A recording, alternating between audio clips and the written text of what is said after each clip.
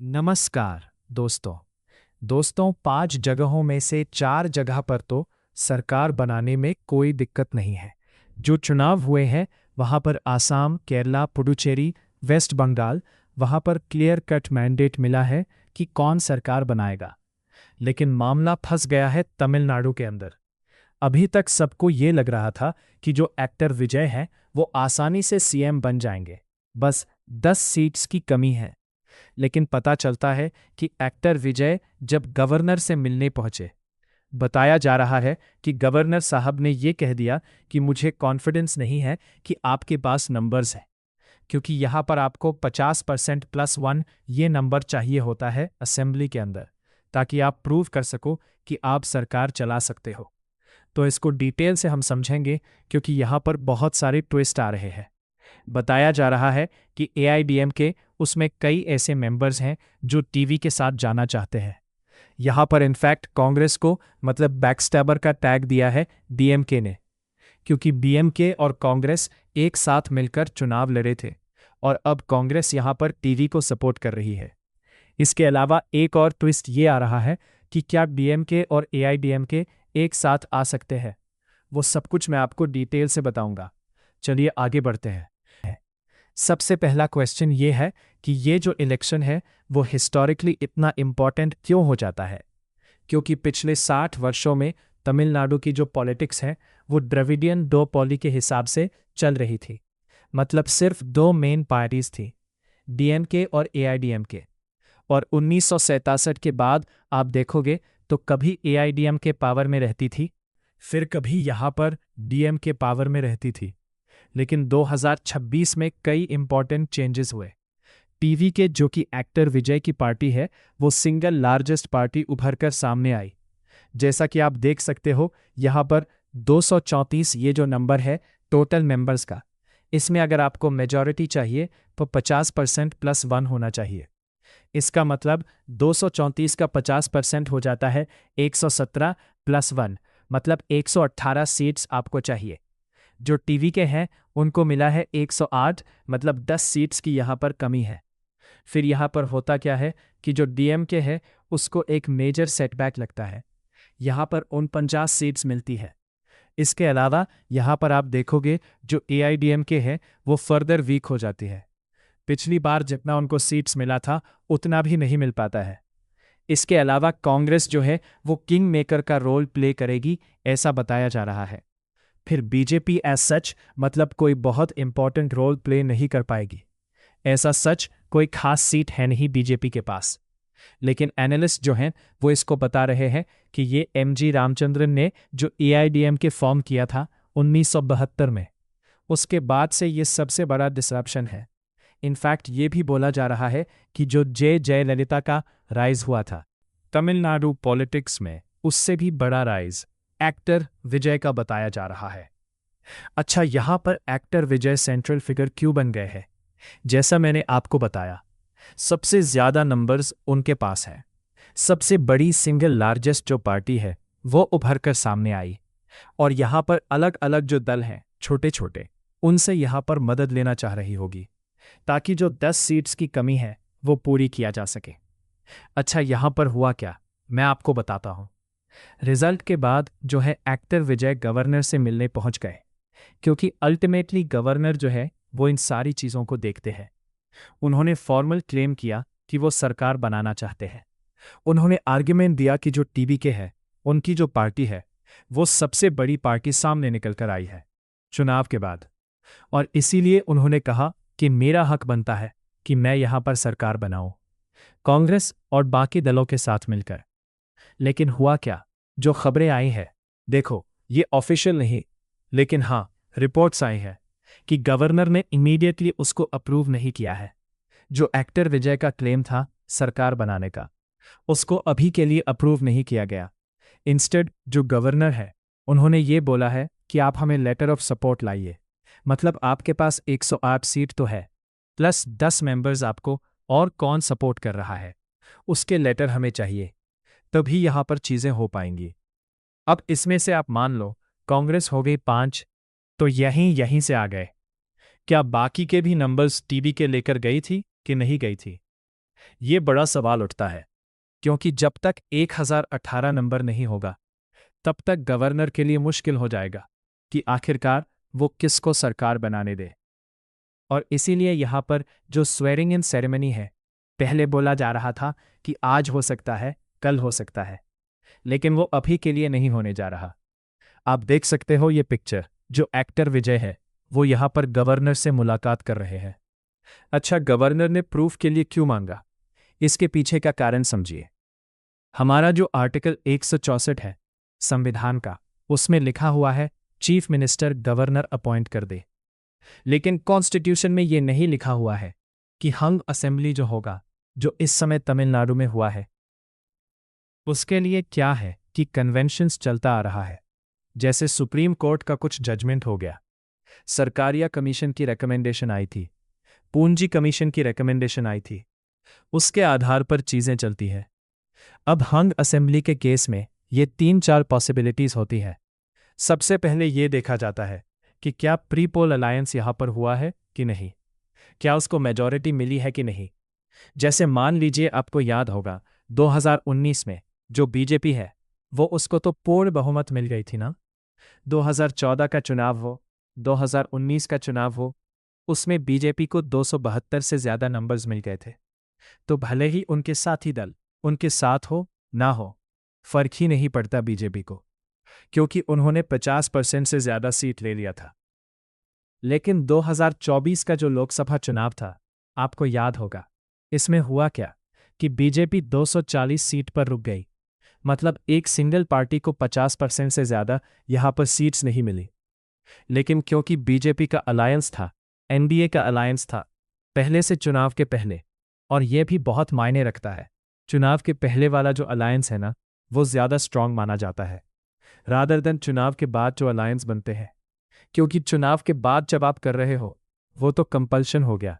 चुनाव के पहले ही आपने डिसाइड कर लिया कि इतने सीट्स हैं, इसमें इतने सीट्स पे आप लड़ोगे, इतने में हम लड़ेंगे। जैसे तमिलनाडु में डीएमके और कांग्रेस का अलायंस था, तो कांग्रेस कुछ सीटों पर लड़ रही थी और ज्यादातर सीटों पर यहां पर डीएमके लड़ रही थी। तो वो प्री पोल अलायंस हो, तो प्री पोल अलायंस में क्या किसी को क्लियर मेजॉरिटी मिली है कि नहीं। जैसे 2024 में लोकसभा में एनडीए को क्लियर मेजॉरिटी मिली थी, 290 सीट से ज्यादा था, और इसीलिए उन्होंने यहां पर सरकार बना लिया। पीएम मोदी वापस से प्राइम मिनिस्टर बन गए। तो तमिलनाडु के केस में क्या हुआ है, किसी भी पार्टी को प्री पोल अलायंस में मेजॉरिटी नहीं मिली है।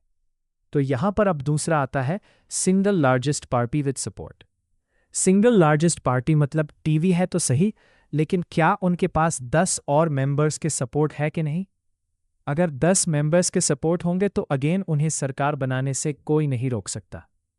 फिर तीसरा प्रेफरेंस मिलता है post poll alliance कोalition with majority, जो अगेन टीवी के और बाकी के मेंबर्स मिलकर बना सकते हैं, या फिर मान लो एआईडीएमके, डीएमके और छोटी छोटी पार्टीज मिलकर बना सकते हैं।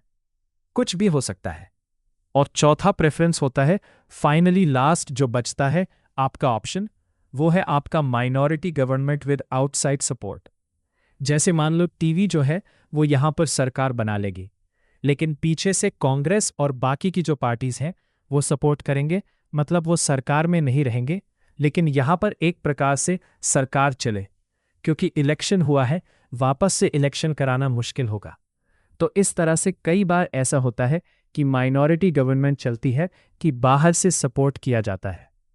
तो आई होप आप समझ पा रहे होंगे कि हंग असेंबली के केस में होता क्या है। ना गवर्नर के पास डिस्क्रिशन आ जाता है कुछ कि वो क्या कर सकते हैं, और उसी को वो तलाशने की कोशिश कर रहे हैं। लेकिन इन सारी चीज़ों के बीच में हुआ क्या है कि कांग्रेस ने बहुत बड़ा पॉलिटिकल शॉक दिया है। यह कहना है डीएमके का, क्योंकि कांग्रेस और जो डीएमके है वो साथ मिलकर चुनाव लड़े थे। और यहां पर हुआ क्या कि लंबे समय से अलायंस थे, एक साथ करते थे, जो भी इंडिया ब्लॉक में बहुत इंपॉर्टेंट रोल था डीएमके का। लेकिन इलेक्शन के बाद अब अचानक से क्या हुआ है कि कांग्रेस ने अपना सपोर्ट डीएमके को ना देकर एक्टर विजय की जो पार्टी है टीवी, उनको यहां पर दे दिया, और डीएमके से अपना थोड़ा सा नाता तोड़ने की कोशिश कर रहे हैं। जो कांग्रेस के लीडर है कार्तिक चिदंबरम, उन्होंने पब्लिकली कह दिया कि तमिलनाडु से सेक्युलर गवर्नमेंट चाहता है which is headed by TV, और इसीलिए हम उनको सपोर्ट करना चाहते हैं। लेकिन क्या ये चीज़ डीएमके को पसंद आएगी? बिल्कुल भी नहीं। डीएमके के जो लीडर्स हैं उन्होंने इसको बेट्रेल कहा है।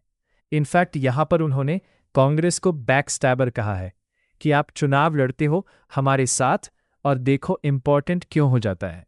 मैं आपको बताता हूँ, क्योंकि मान लो अगर 234 सीट्स है तो डीएमके और कांग्रेस का इलेक्शन के पहले ही यहाँ पर तय हो गया था कि कौन सी पार्टी कितने सीट्स के ऊपर चुनाव लड़ेगी। जैसे कि 234 में 28 सीट्स पर कांग्रेस चुनाव लड़ी और बाकी के सीट्स पर डीएमके चुनाव लड़ी। तो डीएमके का ये कहना है कि हमारा तो प्री पोल अलायंस था, हमने आपके लिए 28 सीट्स इसीलिए छोड़ी थी ताकि आप भी चुनाव लड़ सको, आप भी कुछ सीट जीत सको। अब आप 5 सीट जीत गए हो और ये हमारी वजह से जीते हो, तो अब आप हमें छोड़कर जा रहे हो, तो ये बैकस्टैबिंग हो गया, ये आपको नहीं करना चाहिए था। तो डीएमके बहुत ज़्यादा गुस्सा है, और ये एंगर क्यों है मैं आपको बताता हूँ। जैसे मैंने आपको बोला, डीएमके का जो आर्ग्यूमेंट है कि एक तो ये हो गया कि आप हमारी वजह से सीट जीते, फिर दूसरा ये है कि इंडिया ब्लॉक खतरे में आ जाएगा।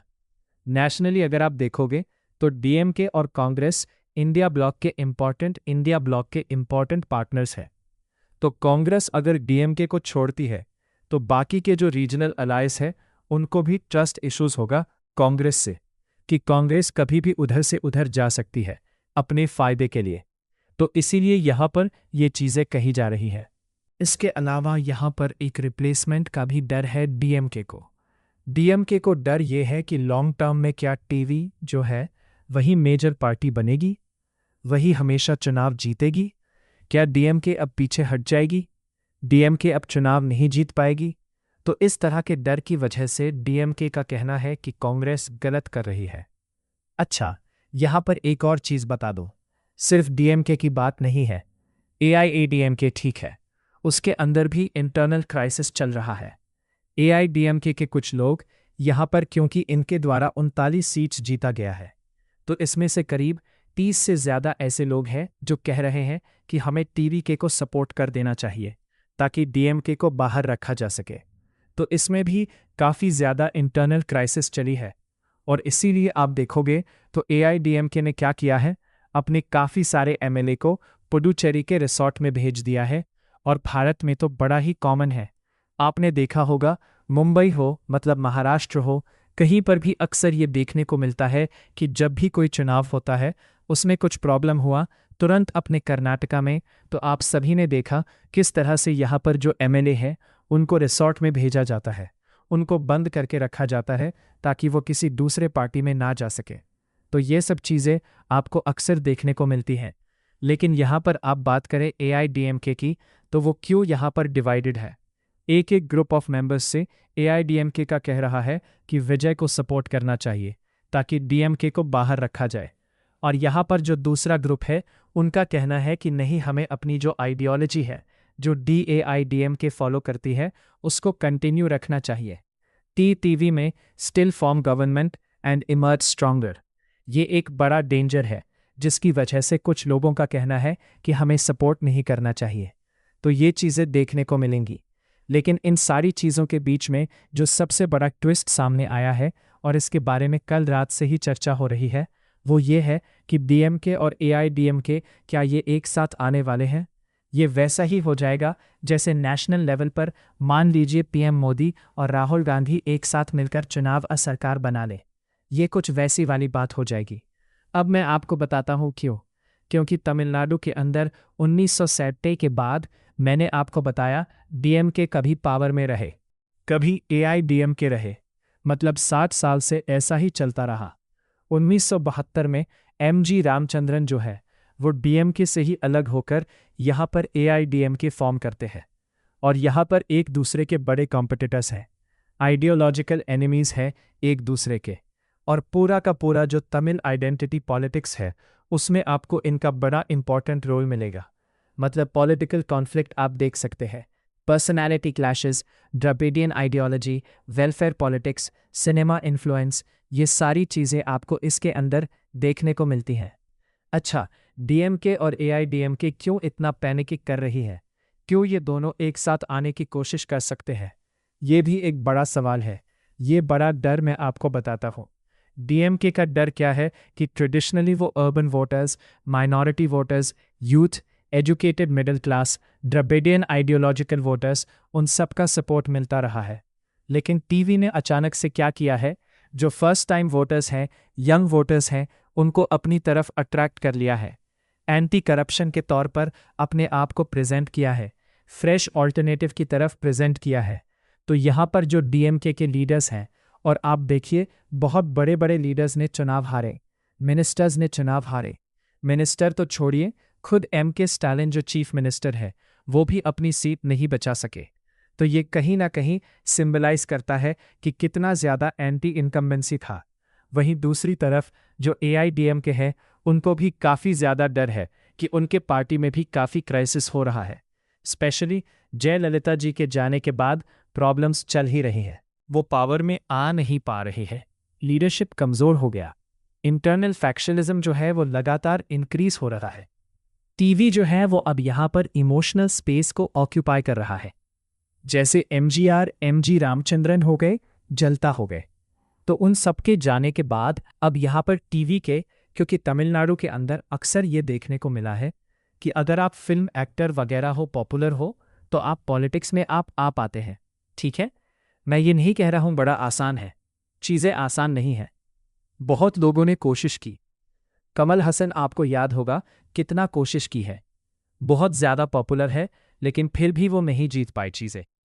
तो इसका मतलब ये हुआ कि एक प्रकार से जो एआईडीएमके और डीएमके दोनों को ये डर है कि टीवी उनको हमेशा के लिए खत्म कर सकती है, और इसीलिए यहाँ पर सीक्रेट टॉक्स चल रही हैं। कोई अभी चीज़ें अभी फॉर्मलाइज नहीं हुई है, ध्यान रखिएगा। बस ये रिपोर्ट्स में आ रहा है कि आपस में बात चली है। और लास्ट में जाने से पहले मैं आपको एक और चीज़ बता दूं। तमिलनाडु एज अ स्टेट क्यों इतना मायने रखता है? क्योंकि भारत की ग्रोथ में, जीडीपी में तमिलनाडु का बहुत बड़ा कंट्रीब्यूशन है। मैन्युफैक्चरिंग पावर हाउस है, इलेक्ट्रॉनिक्स हब है, ऑटोमोबाइल सेंटर है, एक्सपोर्ट लीडर है, और जितने भी ग्लोबल फर्म्स अगर आप देखिए, चाहे वो एप्पल हो, हुंडई हो, सैमसंग, फोल्जन, उनका मेजर जो कंट्रीब्यूशन है वो तमिलनाडु के थ्रू ही आता है। वहाँ पर इन्वेस्टेड है। इन्वेस्टर्स बहुत केयरफुली इन सारी चीज़ों को देखते हैं।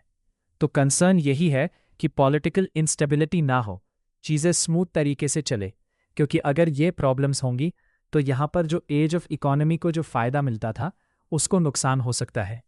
वो चीज़ें नहीं होनी चाहिए। तो आई होप कि आपको डिटेल में समझ में आ गया होगा कि तमिलनाडु में एग्जैक्टली अभी चल क्या रहा है। देखना होगा कि यहाँ पर अल्टीमेटली चीफ मिनिस्टर कौन बनता है। देखो, चांसेस तो है कि टीवी के जो लीडर है, एक्टर विजय, उन्हीं को बनना चाहिए, क्योंकि बहुत क्लोज है वो मेजॉरिटी के। लेकिन पॉलिटिक्स है, ये इंडियन पॉलिटिक्स है।